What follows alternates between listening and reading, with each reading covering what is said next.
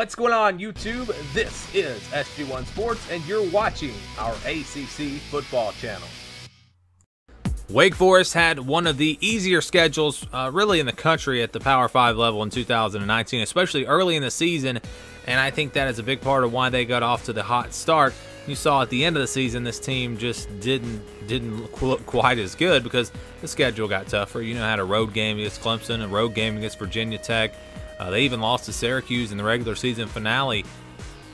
So yeah, the non-conference schedule last year, you go back and look at it. They actually played North Carolina in a non-conference game. It was not a conference game. That was a respectable non-conference opponent. But other than that, they really didn't play anyone. You know, Utah State in their next toughest game. Let's see what they did in 2020 with their schedule. As you can see, they're in that fourth game of the season. They'll play Notre Dame in the non-conference. So obviously, that is an upgrade in your non-conference schedule.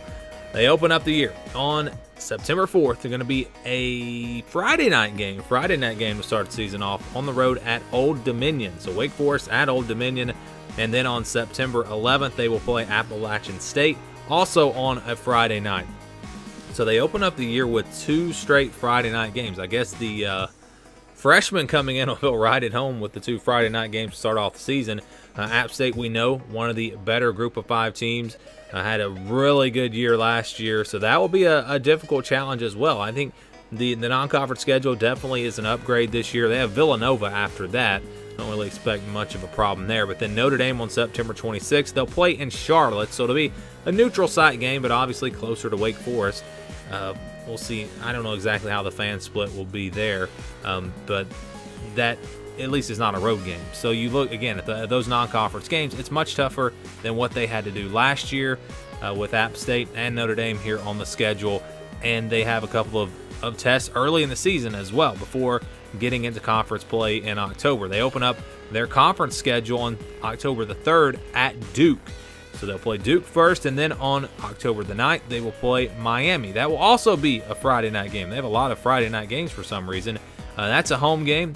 That will be one of their crossover games with the Coastal Division. They'll play Miami, and actually they play their 2 Coastal Division opponents in the first 2 conference games. That's kind of interesting. They'll play Duke and then Miami. So then for the rest of the way, the rest of the season, it's all division games, all games against the ACC Atlantic. So it will all be right there in front of them. If they lose to App State, Notre Dame, Duke, Miami, if they lose all those games, and they've already got 4 losses, they could still get hot and finish the season strong and finish probably 2nd in the Atlantic Division. How crazy is that?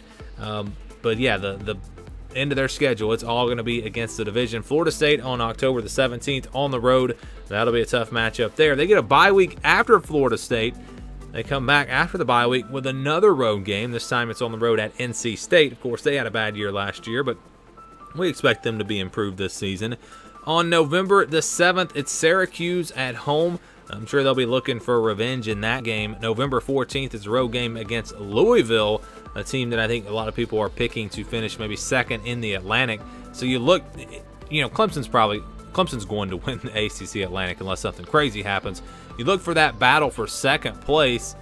It's probably between Florida State, Syracuse, and maybe Wake Forest. Excuse me, Florida State, Louisville, and maybe Wake Forest. And they have both Florida State and Louisville on the road. So that it's going to be very tough, in my opinion, for Wake Forest to finish 2nd or even 3rd in that Atlantic Division with the way their schedule sets up. They'll play Clemson after Louisville. They get them at home. Maybe that'll give them a shot. No, it won't. They will not beat Clemson unless Wake Forest is just remarkably better than we expect them to be. But right now, Jamie Newman gone. They still have Sam Hartman, so I'm actually not too worried about the quarterback spot. But just overall, the production they lost, the way they finished last season, I don't think this is going to be a top 10 team. I mean, there's really no reason to expect that. And we know Clemson should be much better than Wake Forest next season. And then Boston College on November 28th. The final game of the regular season is at home. So again, you look at the schedule. It's an upgrade to non-conference with App State and Notre Dame. And then they've also got some very tough road games in the ACC with Florida State and Louisville. So it sets up to be a tougher schedule than what they had in 2019. It's a schedule that should allow them to probably get to a bowl game at least. You know, I don't know. I mean, you lose to App State, Notre Dame, Miami, Florida State, NC State, Clemson. I mean, then again, you look at the schedule, and there are a lot of games where they're probably going to be close games. And if they lose those close games, it wouldn't be a shock to see Wake Forest not even get to a bowl game. Or if you win a lot of the close games, they could finish with 9 or 10 wins. So it could really go either way for Wake Forest. Again, a much tougher schedule than what they had in 2019 awaits them in 2020.